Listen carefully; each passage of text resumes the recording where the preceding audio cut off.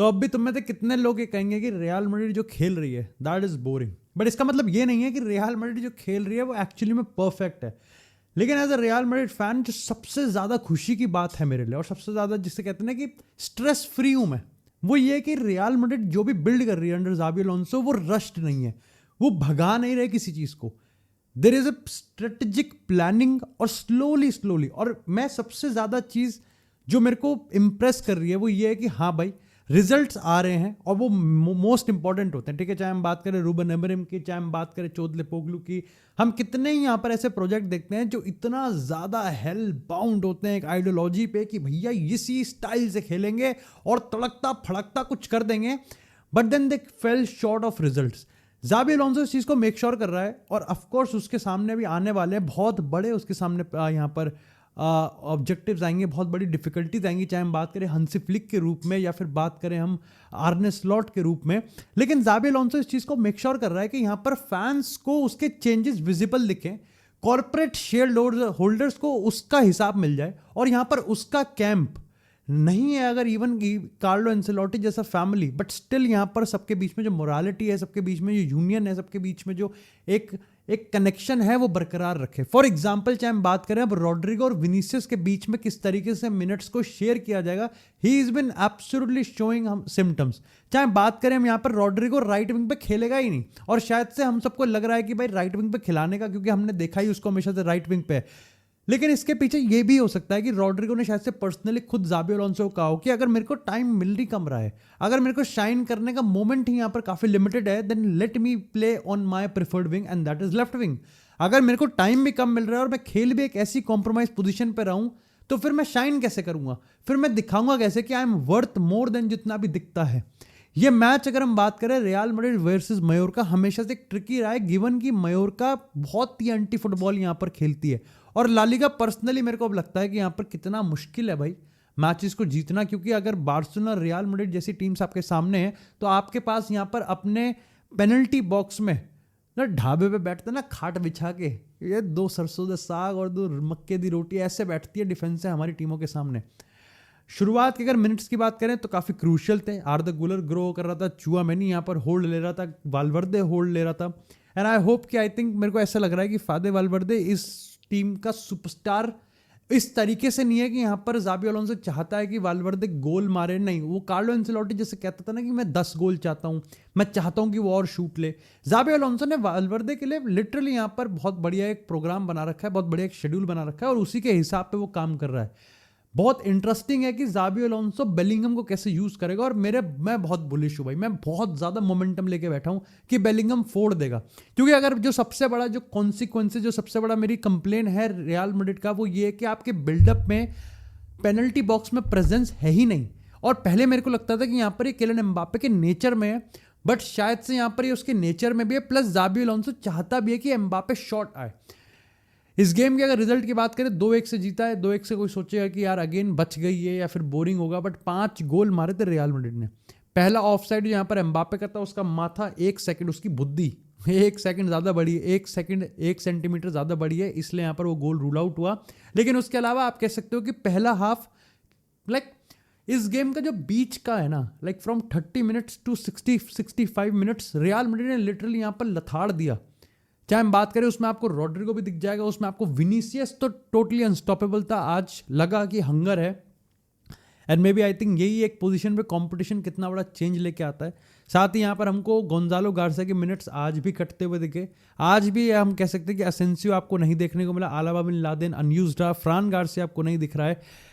लेकिन कितने मैचों बाद, मे बी आई थिंक 50-60 मैचों बाद हम लोग ये कह रहे हैं कि हमारी इस टीम के, मैं तो कह सकता हूँ साल बाद, हमारी टीम के 2 फुल बैक्स लग रहे हैं, हमारी टीम के 2 full backs man of the match type performance दे रहे हैं। और ये कितनी, मतलब ये तो अमीरी ही हो गई एक तरीके से कि आपके पास ट्रेंट का बैकअप कारवाहाल है और कारवाल का बैकअप ट्रेंट है। आप ये देखो कि फ्रान गार्सिया के ऊपर कैरेरास कितना बड़ा अपग्रेड है, technically secured, understanding of the position secured, dribbling बेहतरीन, डिफेंडिंग बेहतरीन, वर्क रेट सॉलिड। एम्बापे भी मेरे को लगता है कि विनीसियस के, एम्बापे और विनीसियस की पार्टनरशिप एक्चुअली में ज्यादा खूबसूरत है in comparison to Mbappe to Rodrigo. You can not change my mind. Mbappe Vinicius की पार्टनरशिप परफेक्ट नहीं है, दोनों एक दूसरे की पोजीशन में घुसते हैं जरूर, लेकिन इन दोनों के बीच में अब केमिस्ट्री डेवलप होती हुई दिख रही है। और जूड बेलिंगम कुछ करे ना करे, लेकिन इन दोनों को और बढ़िया खिलवा देगा। और जूड बेलिंगम अपने आप में जो उसकी बॉक्स क्रैशिंग एबिलिटी है, कि वो जिस तरीके से कद काठी ड्रिबल करते हुए और पोजीशन पकड़ता है। हॉयसन का असिस्ट आ गया, आर्दा गुलर के, देखो मेरे को ये भी लगता है कि आर्दा गुलर का जिस तरीके से गेम जाएगा, रियल मैड्रिड का गेम भी उस तरीके से जाएगा। गुलर ने अच्छा खेल लिया, रियल मैड्रिड अच्छा खेलेगी। गुलर का गेम खराब गया, रियल मैड्रिड का गेम खराब जाएगा। और इसीलिए उसको चाहिए था कि मेरे को टोनी क्रूज जैसा प्लेयर है। इट्स इमेजिन कि टोनी क्रूज का गेम खराब गया, टीम नहीं खेली भाई। लेकिन इसी के साथ यहाँ पर बात करते हैं भैया मैनचेस्टर यूनाइटेड की। तो यूनाइटेड ने यहाँ पर फाइनली लास्ट मोमेंट पे गेम जीता है। अब इसको अगर मोटे तौर पे हम समराइज कर दें तो बर्नली के अगेंस्ट ओल्ड ट्रैफोर्ड पे क्या गेम ऐसा जाना चाहिए था, बट ये भी एक तरीके से इग्नोरेंट ही तो हुआ। फिर आप मैनचेस्टर यूनाइटेड को पिछले 1.5-2 साल से देख ही कहाँ रहे हो, अगर आप ये चीज़ एक्सपेक्ट नहीं करते। एक शांत सा गेम मैनचेस्टर यूनाइटेड में आप एक्सपेक्ट कर ही नहीं सकते। और इसका एक फर्दर प्रूफ आज का गेम भी था। मैनचेस्टर यूनाइटेड को मैंने पर्सनली आज जब ये गेम देखा, ठीक है, मैं खुश था और मेरे को लग रहा था कि मैनचेस्टर यूनाइटेड वो सारी चीज़ें कर रही है जो कि इसको जीतने के लिए करना चाहिए।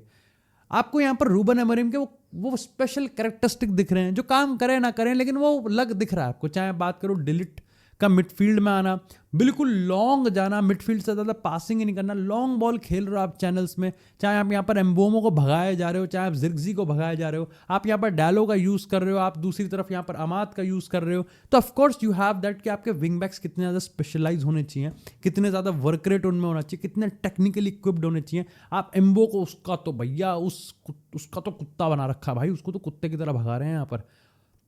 लेकिन फिर यहाँ पर मिडफील्ड कहते हो कि जब बाईपास ही करना तो फिर मिडफील्ड का काम कहाँ था। और मिडफील्ड का काम आता है यहाँ पर, चाहे बात करो कोबी माइनो की, चाहे बात करो ब्रूनो की, the way they actually operate.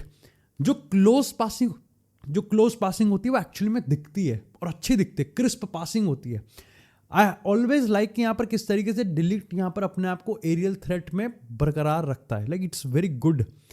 जहां मेरे को मैनचेस्टर यूनाइटेड बहुत कंफ्यूज लगती है, इसकी यहाँ पर डिलीट का मिडफील्ड में आना, कंफ्यूज हिल जाते हैं सारे तातर पातर हिल जाते हैं भैया, क्योंकि ये होता है काउंटर प्रेस करने के लिए। लेकिन प्रेस में कोई कोहेशन नहीं है। टीम आप देखोगे तो आपको टीम एक्चुअली में एक तरीके से प्रेस करती हुई दिखती ही नहीं है। उनका प्रेस इस तरीके से होता है कि यहाँ पर स्पेस छूटता हुआ दिखता है, लिटरली सामने पड़ा हुआ है टीमों के। बर्नली जैसी टीम भी आपके स्पेसेस को एक्सप्लॉइट कर पाती है। और जैसे ही मैनचेस्टर यूनाइटेड गोल मारती है, ऑफकोर्स जो नेचुरल रिएक्शन होता है ओपोनेंट्स का वो ये कि अब इन पर चढ़ते हैं, एंड यू फील इट। आप यूनाइटेड के फैन हो या ना हो, लेकिन यू फील इट कि ये खाएंगे गोल। और आपको दिखता है कि यहाँ पर प्रॉब्लम ये है कि जो काउंटर प्रेसिंग सिस्टम है अमोरिम का, कि the moment you lose the ball, और आप फिर जब बॉल जीतने के जो आपके भैया टंटे पंटे हैं जो आप अपनाओगे, अब हथकंडे आप जो अपनाने वाले हो, वो टीम का शेप ही बिगाड़ देते हैं। And this is how you always कंसीड goal from set pieces. चाहे हम बात करें, आपने दोनों गोल जिस तरीके से खाए हैं, वो ये कि टीम नेचुरल पोजीशन रख ही नहीं पाती, हबड़ तबड़ में खेल रही है। क्यों? क्योंकि आपका काउंटर प्रेस खराब है। और काउंटर प्रेस जब आपका फेल होता है तो आपको जो नॉर्मल, जो आपका नेचुरल बिहेवियर है कि हम अपनी पोजीशन में पकड़ लेते हैं भाई, अपनी पोजीशन में आ जाते हैं, वो इतना कंफ्यूजिंग है कि ना ही यहाँ पर डिफेंडर को पता, ना ही यहाँ पर मिडफील्डर को पता, और ना ही यहाँ पर विंग बैक को पता। तो वो इतना हानन फानन में होता है कि प्लस मेरे को लगता है बाइंदर की अगर हम बात करें भाई, ही नेवर लुक्स कॉन्फिडेंट। अच्छे सेव आ जाते हैं लेकिन कॉन्फिडेंट होता ही नहीं है। तो ना ही आपका उनाना ऐसा है, ना ही आपका बाइंदर ऐसा है, तो वहां पर उस डिपार्टमेंट में खराब है। लेकिन ब्रूनो का ये पेनल्टी स्कोर करके इंजरी टाइम में मैच जितवाना रूबन अमोरिम के लिए बहुत क्रूशियल है। दो चीजें, पहली चीज, चाहे भले ही लिमिटेड टाइम के लिए सही, लेकिन उसको एक्चुअली विक्ट्री तो मिली है भाई। विक्ट्री फिलहाल यूनाइटेड के लिए बहुत इंपॉर्टेंट है, नंबर्स वाइज भी, पॉइंट्स वाइज भी, लेकिन रूबन अमोरिम के प्रोजेक्ट वाइज भी। साथ ही साथ एम्बोमो ने गोल मार दिया तो भाई वो भी बहुत अच्छी बात है। जो दूसरा बड़ा रीजन है कि क्यों मैनचेस्टर यूनाइटेड खुश होना चाहिए, वो ये कि they have the fighting spirit, they have that fighting spirit. Home stadium में आपको बहुत अच्छा बूस्ट मिलता है कि आपने मैच जीता, और इंजरी टाइम इज लाइक। लेकिन इसी के साथ यहाँ पर बात करते हैं थोड़ी सी यहाँ पर ट्रांसफर मार्केट की। आखिरी के कुछ दिन है और एक हफ्ता हो गया और चेल्सी ने कोई प्लेयर साइन नहीं करा। नहीं, अब तो खैर गारनाचो साइन कर लिया, आज ही कर लिया। तो वही मैं कह रहा हूँ ना कि एक हफ्ता हो गया कोई प्लेयर साइन नहीं करा तो गारनाचो साइन कर लिया। लेकिन उनमें एक अलग सी उत्सुकता है, एक अलग सी उछुल पुछुल है फर्मिन लोपेज को लेके।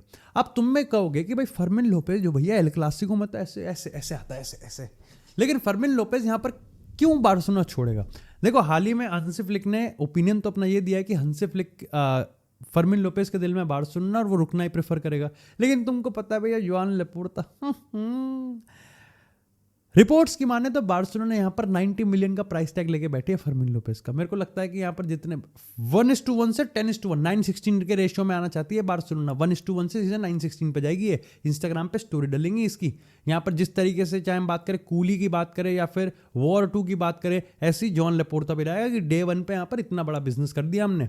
90 मिलियन का प्राइस टैग कैसे है मेरे को समझ में नहीं आता। द फैक्ट कि यहाँ पर चेल्सी 40 मिलियन देने के मूड में है और आप यहाँ पर उनसे कह रहे हो कि 90 मिलियन लेके आना, तो या तो आप उसको ये कह रहे हो कि ये अनसेलेबल एसेट है, या फिर आप सामने वाले को चूतिया मान रहे हो कि हम तेरा बना रहे हैं और हम तेरे को बता के बना रहे हैं कि हम तेरा बना रहे हैं।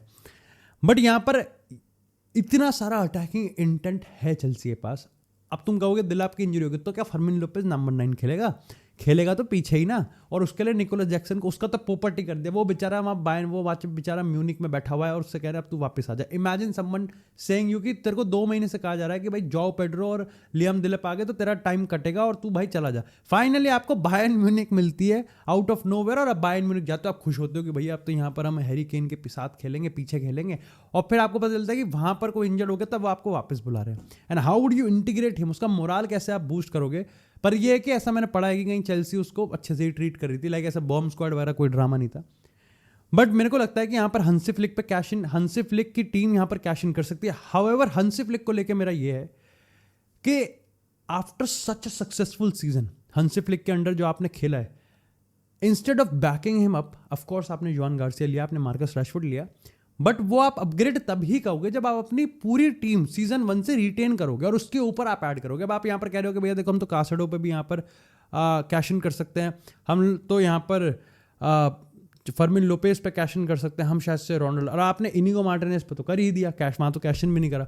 आप क्रिस्टेंसन पे यहाँ पर आपने टर स्टेगन को यहाँ पर आउटकास्ट कर रखा है, बट टर स्टेगन तो खैर आप नेट नेगेटिव ही मान लो। लेकिन अगर हम बाकी बात करें तो की एरियाज में यहाँ पर बार्सिलोना नेट नेगेटिव चली गई कि भैया आपने फर्मिन लोपेस का वो इनपुट अच्छा है, लाइक डैनी ओल्मो के साथ बढ़िया कंपीट करता है वो। अब काफ़ी लोग कह रहे गावी, लेकिन वो भी अब थोड़ा सा इंजर्ड रहेगा तो साइडलाइन रहेगा। इसके साथ आपने Inigo Martinez, Ronaldo Araujo, Inigo Martinez, फ़र्क है भाई जिस तरीके से हंसी फ्लिक खिलाना चाहता है, तो वो देखना पड़ेगा किस तरीके से यहाँ पर उसका इम्पैक्ट रहेगा। वहीं रही बात यहाँ पर मैनचेस्टर यूनाइटेड से, तो भैया रियल बेटिस और यूनाइटेड में 25 मिलियन की एक डील होनी थी, एग्रीड भी हो गई थी। लेकिन ये था कि भाई मैनचेस्टर यूनाइटेड से नीचे लुढ़क कर जब आप रियल बेटिस जाओगे तो आपको 4 मिलियन का पे कट लेना पड़ेगा। बट एंटनी कहता है कि यूनाइटेड भैया मेरे को मेरे 4 मिलियन दे दो, नहीं तो फिर एक काम करो तुम रियल बेटिस से कैसी डील कर लो कि वो मेरे 4 मिलियन दे दे। यानी कि वही ना कि मूंगफली टूट नहीं रही और अखरोट तोड़ने की बात वाली बात है कि आपका करियर बिल्कुल दांव पर है। आप इमोशनल इंटरव्यू दे रहे हो जाके कि मैनचेस्टर यूनाइटेड में तो भैया मैं तो खाना भी नहीं खाया था, मैं बहुत ऐसे दिन गए जहां पर मैंने बहुत बुरी चीजें देखी हैं, सेक्स कर रहा था वो।